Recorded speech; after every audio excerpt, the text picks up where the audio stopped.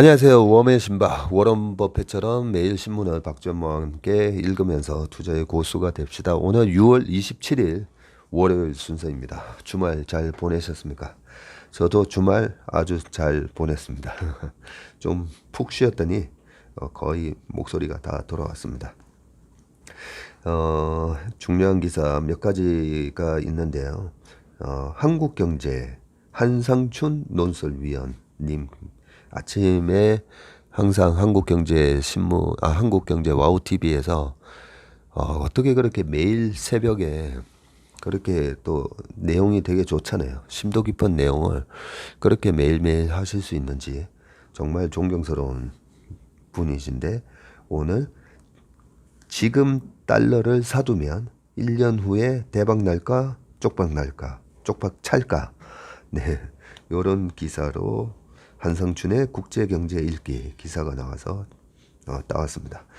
원달러 환율 상승 예상 가능했던 수준이고 과민 반응 때는 역효과 금리 급격히 올리면 이자 부담과 함께 침체 그리고 침체가 외인 이탈 그리고 환율 상승 악순환 국면 빠질 수도 지금 달러 투자하면 수익률 미미할 가능성이라고 해놓으셨습니다. 예, 한 기사를 좀 읽어보겠습니다. 지난주 원달러 환율이 1300을 넘어서면서 온통 난리다.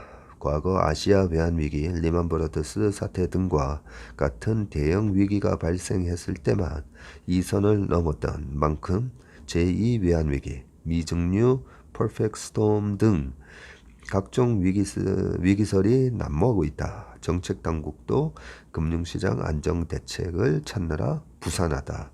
현 시점에서 먼저 생각해봐야 할 것은 1,300원 이상의 원달러 환율 수준을 예상하지 못했느냐는 점이다. 코로나19 사태 이후 원달러 환율은 두 단계로 구분된다. 첫 단계는 2020년 3월 달에 1285원이던 원달러 환율이 1082원까지 급락한 작년 초까지다. 각국의 격리 대응으로 자본 이동이 원활하지 않았던 이 시기에 미국이 달러화를 가장 많이 풀었다. 두 번째 단계는 백신 보급으로 코로나19 사태가 정상을 찾아가는 과정에서 원달러 환율도 코로나19 이전 수준으로 돌아가는 시기다. 작년 초 이후 원달러 환율은 19% 올라 같은 기간 달러 인덱스 상승률이 18%에서 크게 벗어나지 않고 있다. 오히려 우리가 속한 선발 신흥국의 환율 상승률이 20%보다 낮은 수준이다. 그러네요. 그렇게 뭐 나쁘지는 않았군요. 충분히 예상됐던 원달러 환율 수준에 너무 과민하게 반응을 하면 리처드 데이비스가 주장한 극한 경제에 몰릴 수 있다. 마치 무슨 일이 난 것처럼 정책 당국이 요란하게 대응을 하면 오히려 달러 수요를 부추길 수 있기 때문이다. 그렇죠. 항상 이 위기가 오면 늘 저희 사촌 누나가 전화 온다 했잖아요. 달러 사야 되냐고 1250원 이상에서. 상징성이 큰 선인 빅 피규어가 무너졌을 때 균형과 평정심을 유지하는 것은 정부의 실패를 방지하는 데 최우선 과제다. 원달러 환율이 1300을 넘어선 상황에서 대책을 모색하더라도 우리가 활용할 수 있는 수단이 얼마나 있느냐 하는 점이 문제다. 경제 변수는 관리 가능 여부에 따라서 통제 변수와 행태 변수로 나뉜다. 전자는 우리가 쓸 수 있는 수단이 많고 효과도 볼 수 있지만 이 전자, 삼성전자를 얘기하는 게 아니고요.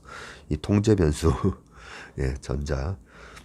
통제 변수는 우리가 쓸 수 있는 수단이 많고 효과도 볼 수 있지만 후자, 행태 변수, 후자는 가용 수단이 제한되고 효과도 불투명하다. 작년 초 이후 그때 원달러 환율이 이제 1,100원 깨졌을 때 이후로 원달러 환율이 올라가는 것에 대해 통계 기법상 요인 분석을 해보면 우리보다 미국 측 요인이 더 크게 작용하고 있다. 달러 가치는 머큐리 펀더멘탈 요인과 마르스 정책 요인에 의해 결정된다. 행성의 이름을 쓰네요. 마스가 그거잖아요. 화성이고 머큐리가 수성이잖아요. 수금지화 목토 천해명할 때. 참고로 지구는 얼스, 그죠? 금성은 비너스. 네, 그렇습니다.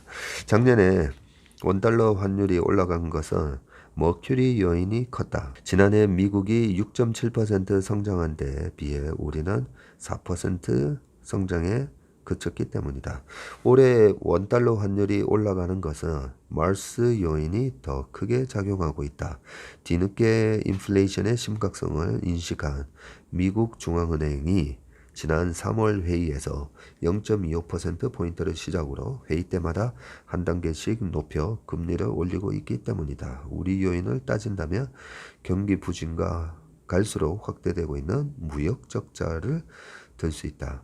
일부에서는 이제 원달러 환율의 상승 요인으로 한미 간 금리 역전 우려에 따른 달러 캐리 자금의 청산을 지목하는 시각도 있으나 미국도 주가와 채권 가격, 심지어 집값까지 떨어지고 있어 이 시각은 쉽게 이해가 안 간다. 오히려 국내 증시에서 이탈한 외국인 자금은 경기 회복 기대가 높아지는 중국으로 들어가는 움직임이 뚜렷하다. 네, 이건 맞는 것 같습니다. 최근에 중국으로 들어가고 있고요. 제가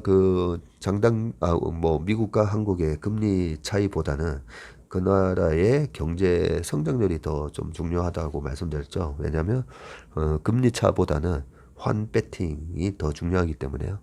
환이 계속 강세로 간다면 2004, 5, 6, 7년도까지 그죠?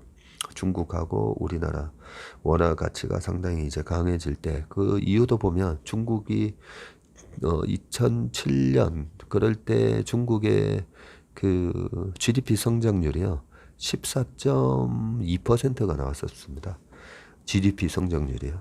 그렇게 이제 고성장을 하던 때는 돈이 그쪽으로 이제 흘러가게 돼 있습니다. 좀 더 읽어보겠습니다. 각종 위험에 노출된 신흥국의 위기 대책은 경기, 무역 수지 등과 같은 펀더멘탈 건전성 확보에 초점을 둬야 한다.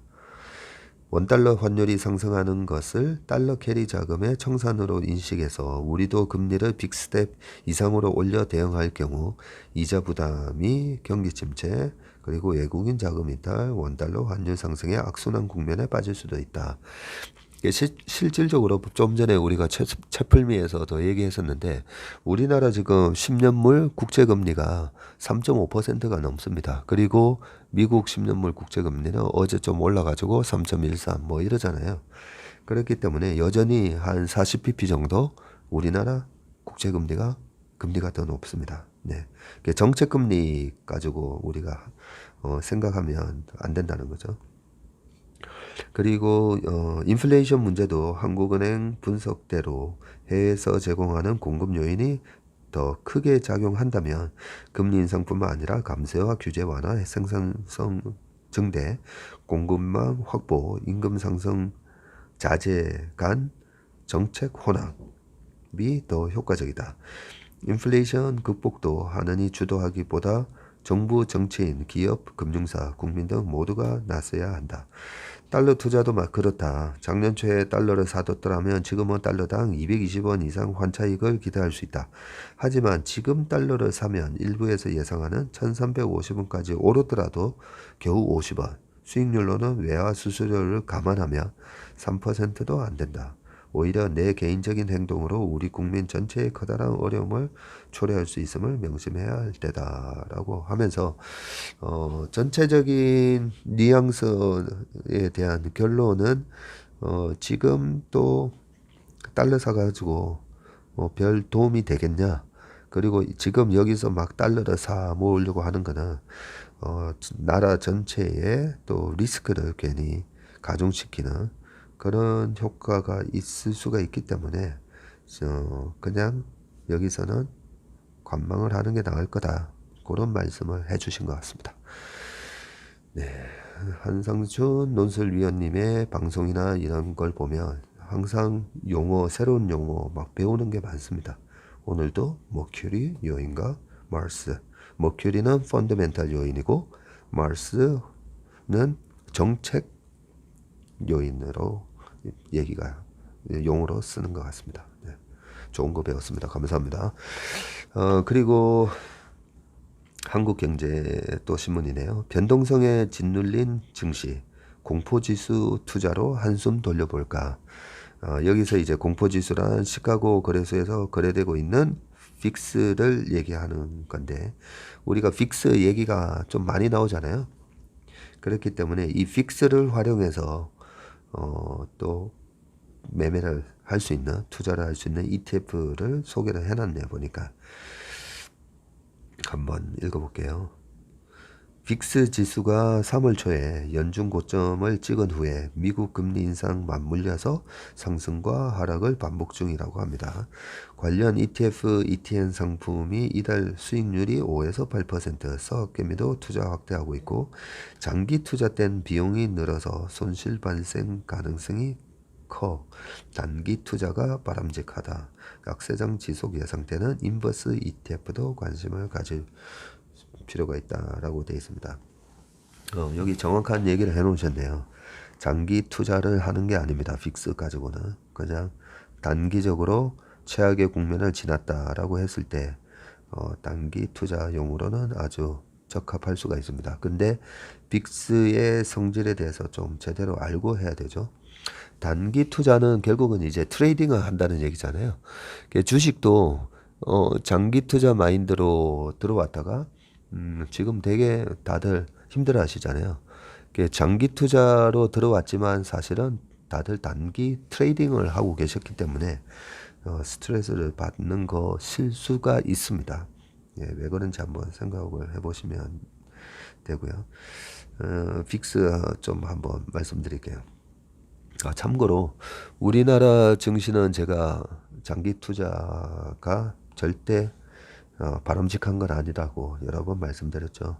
약간 장기적인 관점으로 접근을 하되 주식은 우리나라의 주식시장의 특성상 외국인의 자금의 입출입이 굉장히 자유롭잖아요. 그래서 우리나라 시장의 ATM이다라는 뭐 얘기도 있긴 하지만 자금에 왔다 갔다 할 수 있는 그런 입출입이 굉장히 자유스럽기 때문에 우리나라 개인들의 신용뿐만 아니라 외국인 투자자들의 그런 레버리지 투자에도 영향을 다 받습니다.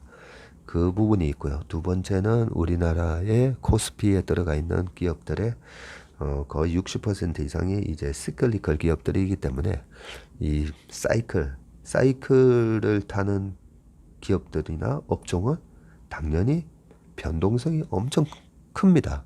그래서 이 우리나라 시장에서 투자를 할 때는 장기 투자 관점으로 하는 게 아닙니다.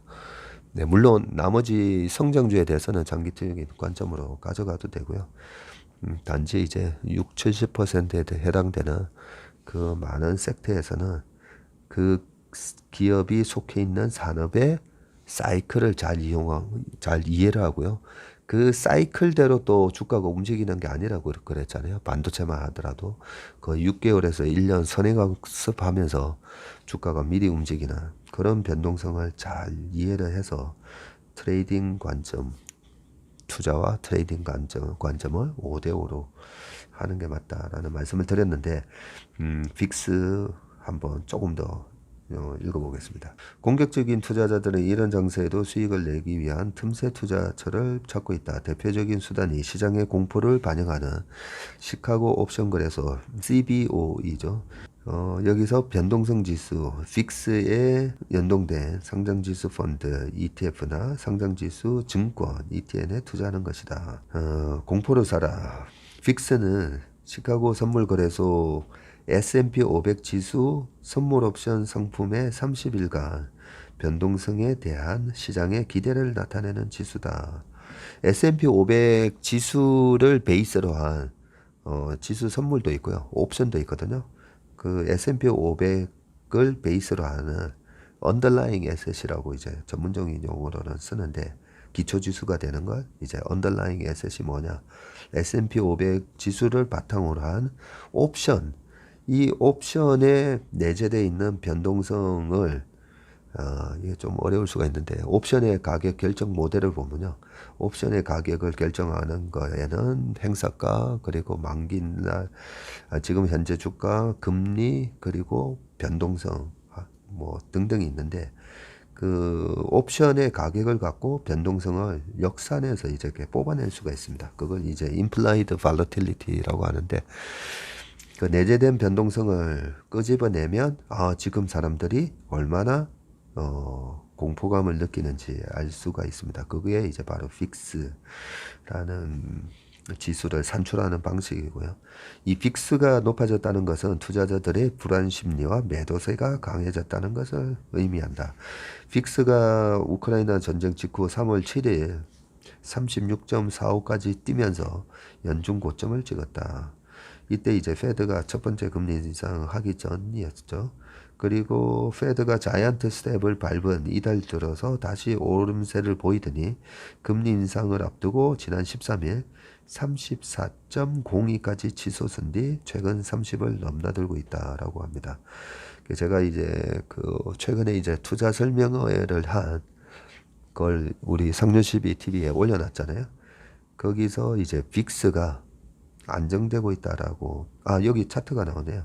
여기 그림 보시면 상승과 하락을 반복하는 뉴욕 증시 변동성 지수 해가지고 36.45까지 갔었다가 그리고 뚝 떨어졌었죠.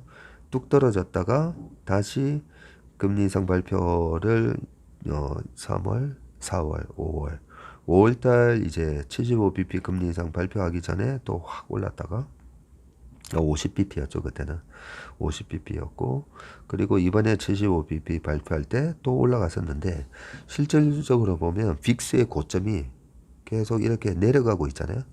저는 이걸 보면서 실제로 우리의 그 미국 지수나 한국 지수는 저점을 깨고 있는데 그 부분이 빅스를 보면 반대 매매에 의한 주식시장만의 패닉 셀링이다라고 말씀을 드린 적이 있는데 어쨌든 지금 빅스는 생각보다는 고점을 낮추고 있습니다.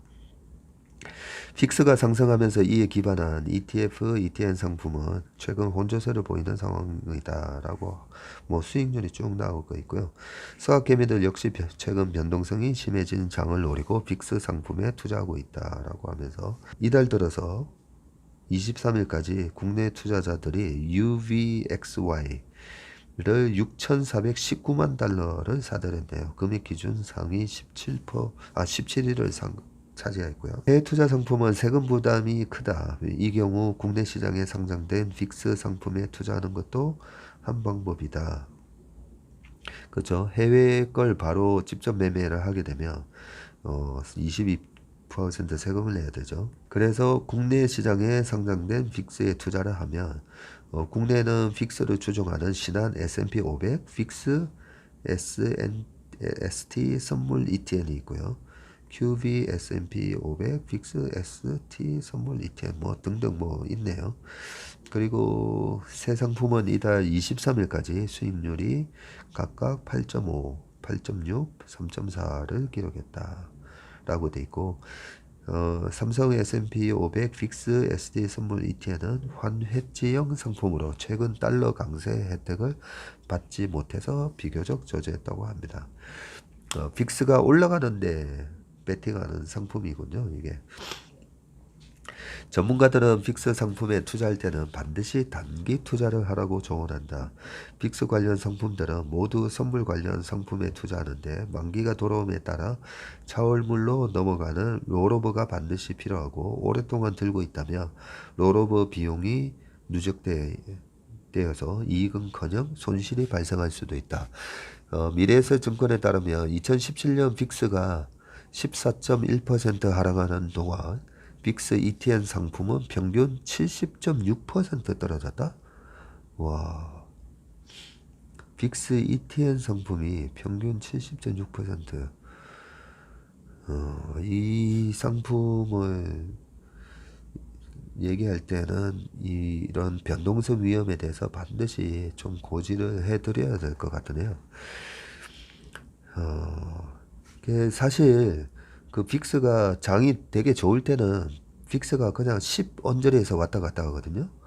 그래서 36 지금 29 30인데 그 얘기인 것 같으네요. 보니까 2017년도에는 장이 되게 좋았으니까 빅스 지수가 계속 이렇게 떨어졌을 건데 14%밖에 안 떨어졌는데 ETN 상품이 70%나 떨어졌네요. 이 변동성이 심한 상품은 정말 선수 영역에서 내가 정말 빅스에 대해서 나는 통달하고 있어, 뭐 그런 사람들만 해야 될 것 같습니다. 그리고 저 역시도 빅스가 올라가는 거에 대한 배팅보다는 지금은 빅스가 이제 떨어지는 거에 대한 배팅을 해야 되는 게 아닌가 싶은데, 인버스가 있네요. S&P 지수를 역으로 한 배 추종하는 프로쉐어스 쇼트 S&P 500 ETF.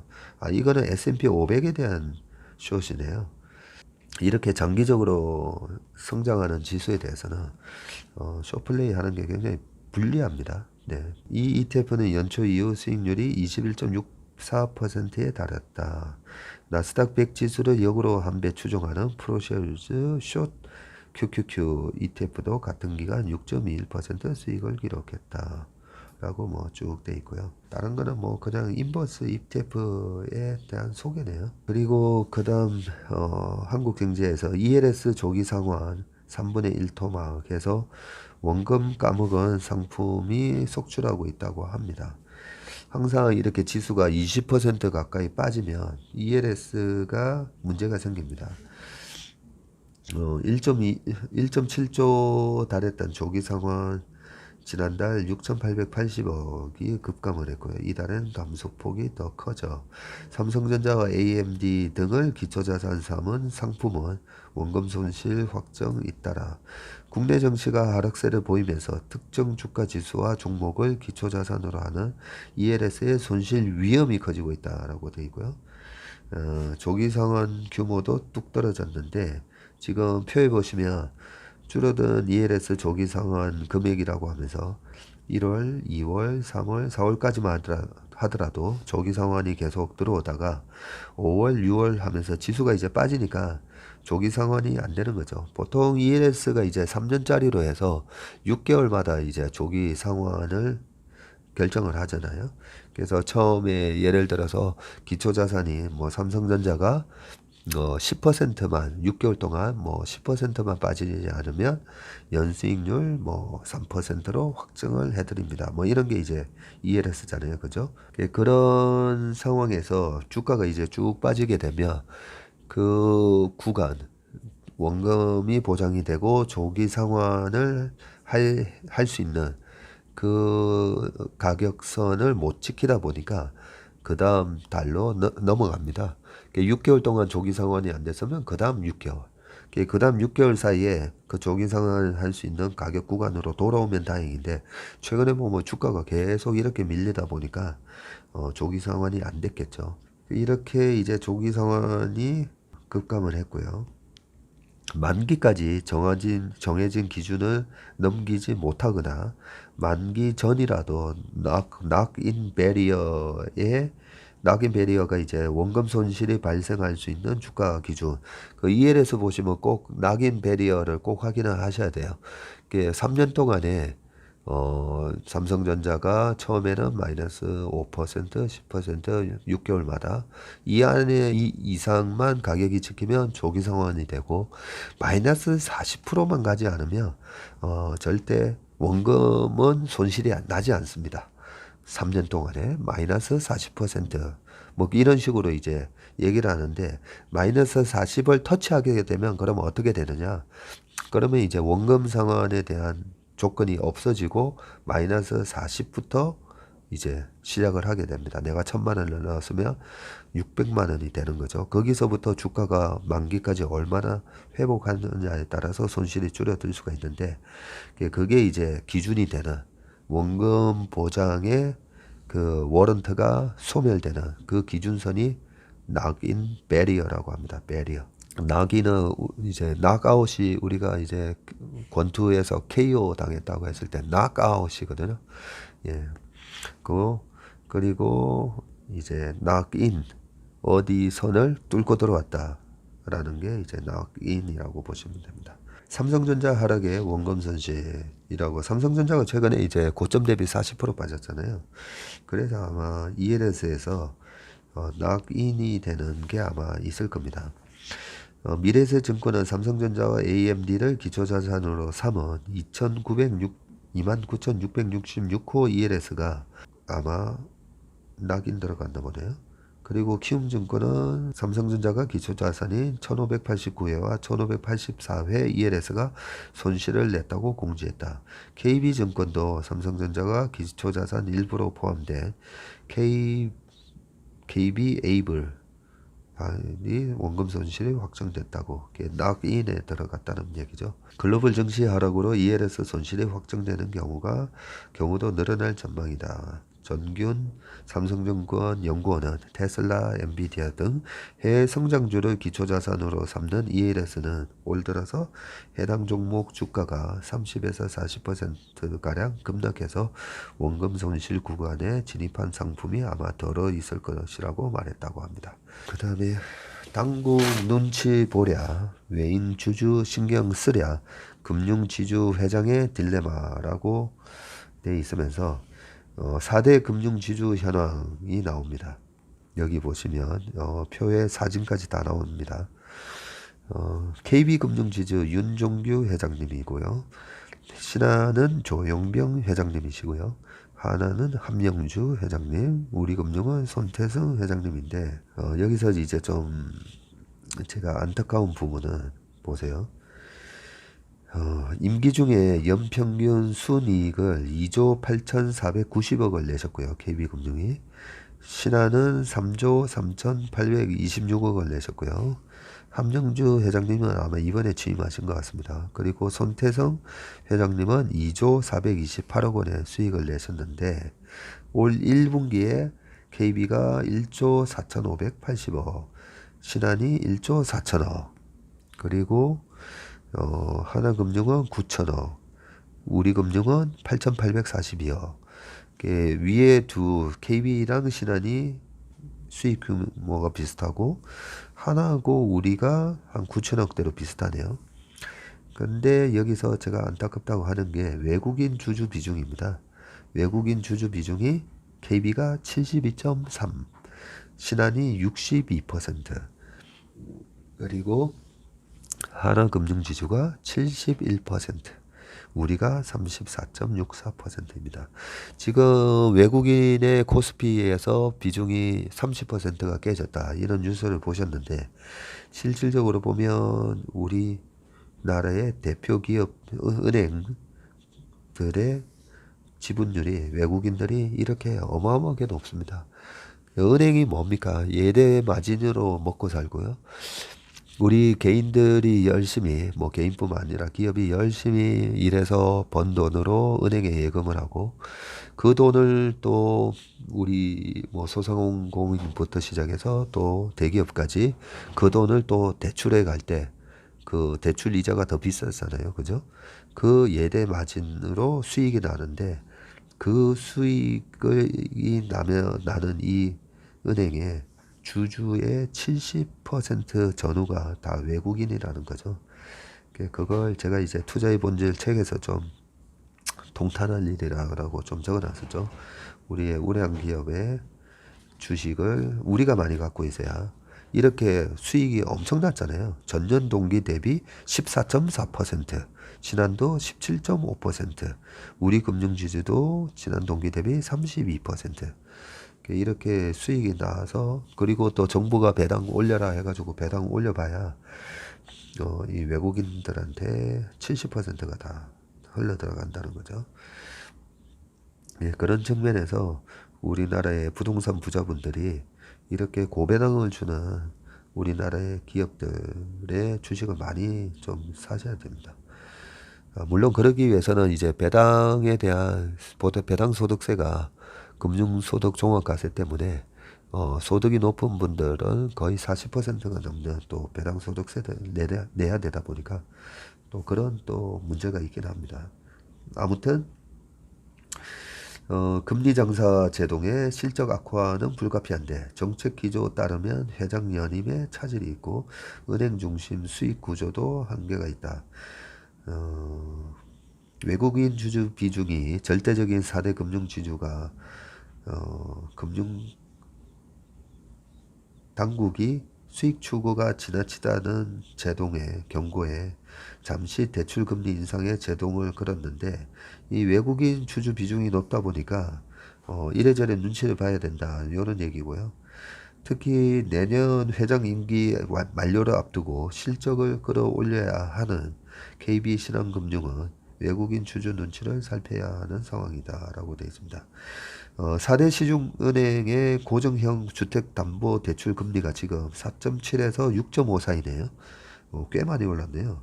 일주일 전인 지난 17일 대비해서도 금리가 0.625%포인트나 하락했네요. 상당히 하락했네요. 하락폭은 같은 기간 고정형 주택담보대출 기준금리인 은행채 5년물 금리 하락분의 3배 이상이다. 4대 시중은행이 대출금리를 일제히 낮춘 것은 금융당국의 경고 때문이라고 합니다. 이복현 금감원장님이 지난 20일 은행장들과 간담회를 열고 금리는 시장에서 저율적으로 결정되고 있지만 상승기에는 예대금리 차이가 확대되는 경향이 있어 은행의 지나친 이익 추구에 대한 비판이 커지고 있다. 지난주 국내 은행 주가가 왜 빠졌는지 이제야 이유를 좀 알겠네요. 간담회 직후 시중은행들은 서둘러 금리를 내렸지만 이를 바라보는 금융당국의 시각은 여전히 비판적이다. 금융관계자는 코로나19 사태 2년 동안 은행들은 금리 정사로 사상 최대 순이익을 얻기만 했다. 이제는 사회 환원이 필요한 때다라고 말했다. 그러나 화답이 이루어질지는 미지수다. 우리 금융을 제외한 나머지 3대 금융지주의 외국인 주주 비율이 70% 안팎으로 절대적이고 외국인 주주가 가장 강조하는 것은 실적이다. 예대 마진 축소 등 금융당국 정책 기조를 따를 경우 실적 악화가 또 불필요하다 라고 되어 있습니다. 2012년부터 올해까지 10년간 하나금융을 이끌었던 김정태 회장님은 올해 이제 3월달에 퇴임하셨고요. 3연임 중인 윤종규 KB금융회장도 취임 당시 2014년도에 취임하셨는데요.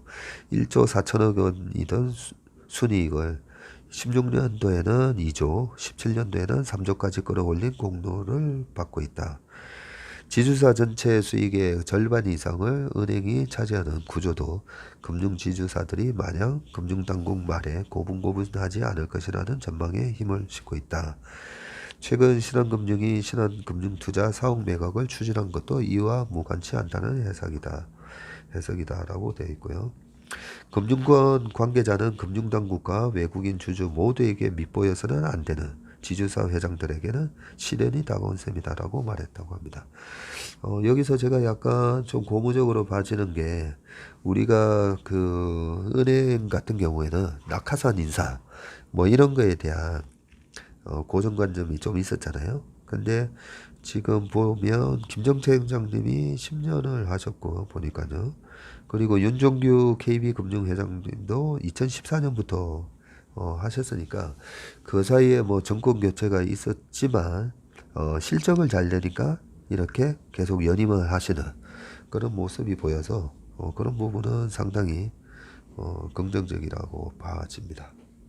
그 다음에 매일경제신문입니다. 12조를 쌓아놓고 채권단 체제에 발묶인 HMM이라고 되어 있습니다. 이 얘기랑 기사가 두 개가 더 있는데요. 보니까 벌써 시간이 35분이 지났네요. 네. HMM 요 얘기는요. 보니까 1분기 영업이익이 3조 넘어서 자산이 급증했지만 투자를 유보하고 있고 외국 선사 공격 행보와 대조적이다. 비전 없이 관료 조직화 우려.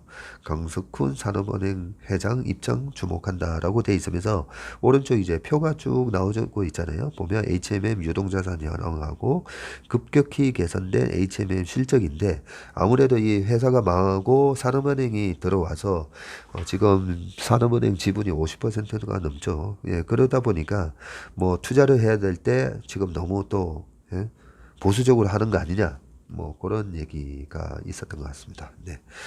그러면 오늘 기사는 여기까지 하도록 하겠습니다. 이번 한 주도 예, 힘차고 좀 다이내믹하게 지수도 올라가는 그런 한 주가 됐으면 좋겠습니다. 감사합니다. 행복하십시오.